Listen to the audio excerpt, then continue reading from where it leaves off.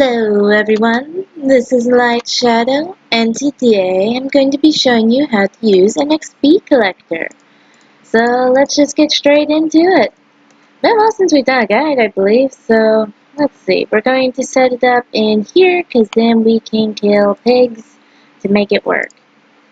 So let's just get everything set up, and apparently I forgot to bring my energy regulator. But that's okay, because I don't live too far from here. Woo! So I'm going to go grab that regulator and we will continue. Let's see. There it is. See? Nice and easy. Don't even need to edit that out.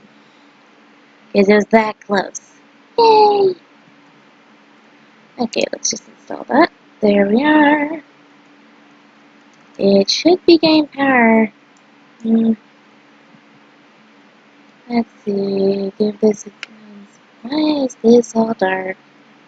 2, 3, 4, 5. There we go. Okay, now that we have our power working nicely, and there we go. So as you can see, I have this all nice and set up, and we're going to do a tiny bit of cargo just so that I can show you guys how to set up where it can automatically send XP balls to a chest.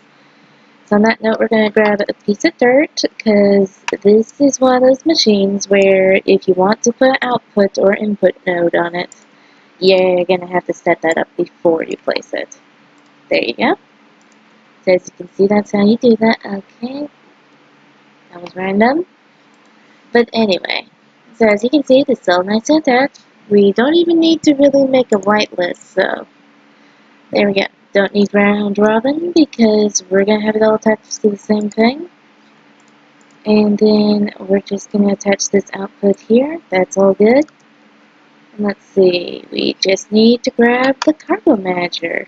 So apparently I forgot only 2 things, but that's not that bad, you know? So I am just setting up this stuff so I can show you guys how awesome it is. So of course, as you can probably tell because I set up power and all, it's a machine that requires power and such in order to work. So as you can see, we have our power right here. And there we go, that's off. So what you need to do is, like, when you're grinding or something, you could be killing things and have this right next to your grinder. And this will collect a little bit of that XP. And we're about to demonstrate. I can just shove the little pig over here. See, if I stay back, you notice there's no XP that I'm going to get. See, I'm going to fly up here and let any XP that shows up, as you can see, it vanished. Now there's nothing in there right now because it's right here. So it makes less of knowledge. If you are making a system that needs it to do it specifically less of knowledge, if it's sent around, then you can have it make 1 and then put it in here and whitelist it like you normally do. And if you need multiple chests for it, you can just use round robin mode. Code like Tipita. And yeah, so it's actually a pretty easy thing to figure out, seeing as you just place it in an area that you're going to collect XP at.